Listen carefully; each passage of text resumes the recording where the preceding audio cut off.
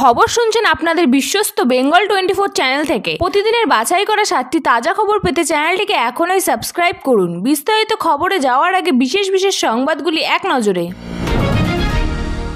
ওয়াকফ আইন প্রত্যাহারের দাবিতে উত্তপ্ত জঙ্গিপুর, স্থানীয় বিধায়ককে ফোন মুখ্যমন্ত্রীর।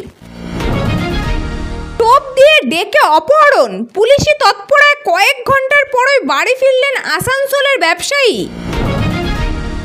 এবার গ্রুপ ডি সব কর্মীরা চাকরি গেল চুচুড়া স্কুলে মিড ডে মিলের দেখভালের শিক্ষিকারা। মুখ্যমন্ত্রীর আস্থা, আদালতকে বুড়ো আঙ্গুল দেখিয়ে স্কুলের শিক্ষকরা। দুর্ঘটনায় মহিলার মৃত্যুতে রণক্ষেত্র ফুলবাড়ি। রামনবমীতে ইসরায়েলের পতাকা কেন, থানায় অভিযোগ সোমনাথ শ্যামের।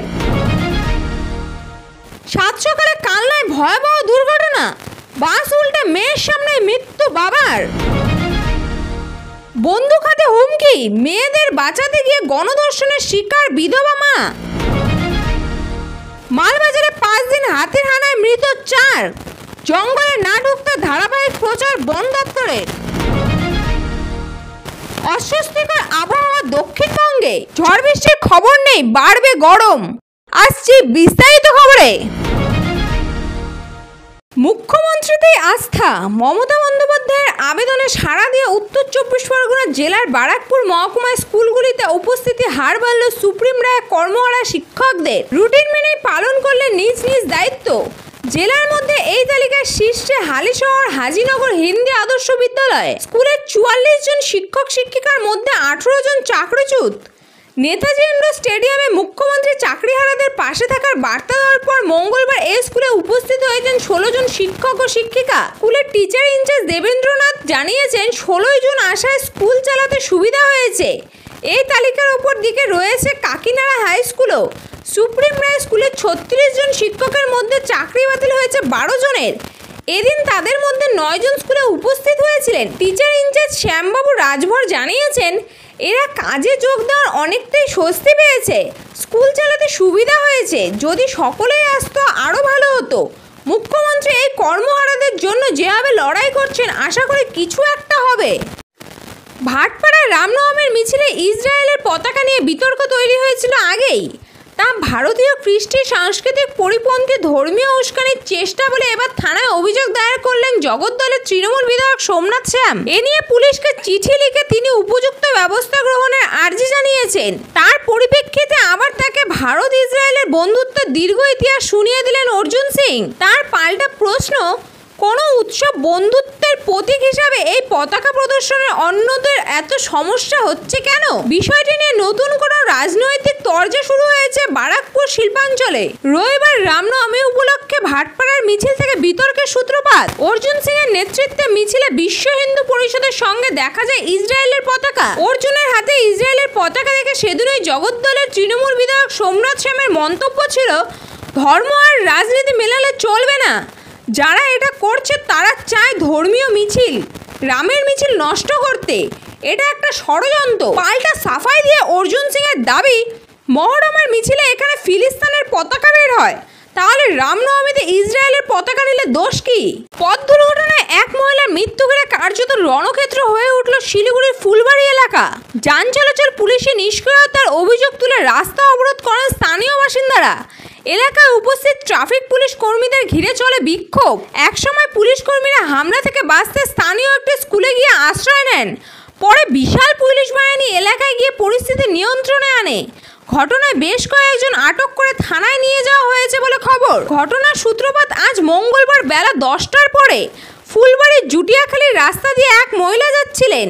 সে সময় একটি গ্যাসের ট্যাঙ্কার বেপরোয়া গতিতে এসে তাকে পিষে দেয়। ঘটনাস্থলেই মারা যান চাম্পামারির বাসিন্দা ওই মহিলা। সেই সময় রাস্তায় ট্রাফিক পুলিশ থাকলেও তার মোবাইলে ফোন ঘাঁটছিলেন বলে অভিযোগ। ঘটনার পরেই যেন আগুনে ঘি পড়ে, ওই এলাকায় তুমুল উত্তেজনা ছড়ায়।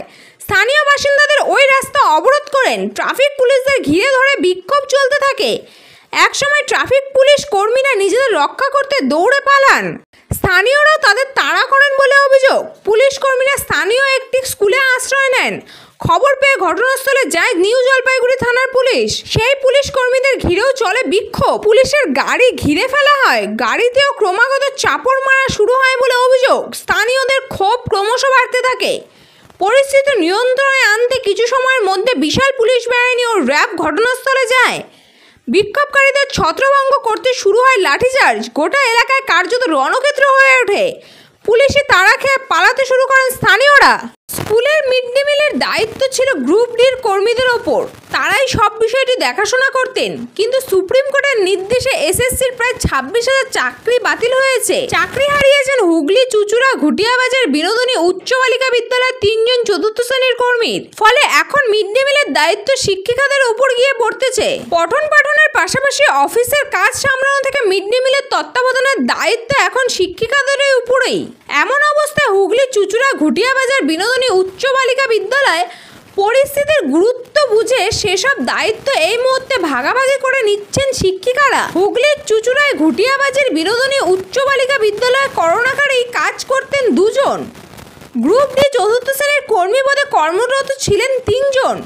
সুপ্রিম কোর্টের নির্দেশে ওই 5 জনের চাকরি গিয়েছে। এছাড়া ওই স্কুলে 3 জন শিক্ষিকার চাকরি গিয়েছে। ফলে সমস্যায় পড়েছেন স্কুলের অন্যান্য শিক্ষিকারা। বর্তমানে ওই স্কুলের ছাত্রী সংখ্যা প্রায় 1150 জন। নিত্যদিন মিড ডে মিল রান্না হয় ওই স্কুলে। গ্রুপ ডির কর্মীদের চাকরি চলে গেলেও মিড ডে মিল রান্না বন্ধ করা যাবে না। ফলে শিক্ষিকারাই সোমবার থেকে মিড ডে মিল তৈরি পরিবেশনের দায়িত্ব নিয়েছেন। আজ মঙ্গলবার শিক্ষিকাদের তত্ত্বাবধানে সেই রান্না হয়েছে। ওয়াকফ আইন প্রত্যাহারের দাবিতে উত্তপ্ত মুর্শিদাবাদের জঙ্গিপুর। জনতা 12 নম্বর জাতীয় সড়ক অবরোধ করতে গেলে বাধা পুলিশের। তখন ওই জনতা পুলিশের কার্যত খণ্ডযুদ্ধ বাঁধে। জ্বালিয়ে দেওয়া হয় পুলিশের গাড়ি, চলে ইট বৃষ্টি, পাল্টা কাঁদানে গ্যাসে ছোড়ে পুলিশ। ঘটনায় উদ্বেগ প্রকাশ করে স্থানীয় বিধায়ক জাকির হোসেনকে ফোন মুখ্যমন্ত্রী মমতা বন্দ্যোপাধ্যায়ের। বিধায়ককে অতি সত্বর ঘটনাস্থলে যাওয়ার নির্দেশ দিয়েছেন তিনি। পরিস্থিতি সামাল দিতে বুধবার ওই স্থানীয়দের নিয়ে বৈঠকে বসবেন বলে জানিয়েছেন বিধায়ক। মঙ্গলবার জঙ্গিপুর পিডব্লিউডি ময়দান থেকে ওয়াকফ বিল প্রত্যাহারের দাবিতে একটি বিক্ষোভ মিছিলের ডাক দেওয়া হয়। মিছিল জঙ্গিপুর থেকে ওমরপুরের দিকে গিয়ে 12 নম্বর জাতীয় সড়ক অবরোধ করার চেষ্টা করে। সেই সময় বাধা দেয় পুলিশ। তখন ওই খণ্ডযুদ্ধ বাঁধে। পুলিশের গাড়িতে অগ্নিসংযোগ ঘটানো হয়। পরিস্থিতি সামাল দিতে কাঁদানো গ্যাসের সেল ফাটায় পুলিশ। তারপর পরিস্থিতি আরও খারাপ হয়ে ওঠে। সাময়িক পিছু হটে পুলিশ। তবে কিছুক্ষণ পরই বিশাল পুলিশ বাহিনী ঘটনাস্থলে পৌঁছায়। পরিস্থিতি সামাল দেয় তারা। পুলিশের তরফে জানানো হয়েছে পরিস্থিতি সম্পূর্ণ নিয়ন্ত্রণে। জাতীয় সড়কে যান চলাচল স্বাভাবিক হয়েছে। উত্তেজিত জনতাকে ছত্রভঙ্গ করা হয়েছে। যারা গুজব ছড়িয়েছে বা চেষ্টা করেছে তাদের বিরুদ্ধে আইনি ব্যবস্থা নেওয়া হবে। সকলকে গুজবে কান না দিয়ে শান্ত থাকার অনুরোধ করছে পুলিশ। অপহরণের খবর পাওয়ার কয়েক ঘন্টার মধ্যে অ্যাকশন। অপহৃত ব্যবসায়ীকে উদ্ধার করে প্রাণে বাঁচালো পুলিশ। একই সঙ্গে 4 অপহরণকারীকে গ্রেপ্তার করেছেন তদন্তকারীরা। ধৃতদের থানায় আনার পর তীব্র চাঞ্চল্য ছড়ায় এলাকায়। জড়ো হয় স্থানীয়রা। অপহরণকারীদের গাড়িতে ভাঙচুর চালায় উত্তেজিত জনতা। পরে পরিস্থিতি নিয়ন্ত্রণে আনে পুলিশ। পুলিশ সূত্রে জানা গিয়েছে, মঙ্গলবার সকালে সালানপুর থানার কালীপাথর এলাকায় এক পশু ব্যবসায়ী শামসুর আনসারিকে শেষ সীমানার গ্রাম ধানগুড়ি এলাকা থেকে অপহরণ করে দুষ্কৃতীরা। তাকে টোপ দিয়ে ঘটনাস্থলে ডাকে অপহরণকারীরা। সেই ফাঁদে পা দিয়ে ঘটনাস্থলে পৌঁছায় শামসুর। অপহরণের পর মুক্তিপণ চেয়ে অপহরণকারীরা বারবার ফোন করতে থাকে। বিষয়টি পুলিশকে জানায় পরিবার। জায়গাটি জামুলিয়া থানার অন্তর্গত হওয়ায় খবর পাওয়ার সঙ্গে সঙ্গে তদন্তে নামে পুলিশ। কয়েক ঘন্টার মধ্যেই জামুলিয়ার কুলটির শ্মশান থেকে অপহৃত শামসুরকে উদ্ধার করা হয়। সঙ্গে 4 জন অপহরণকারীকে আটক করে জামুলিয়া থানার পুলিশ।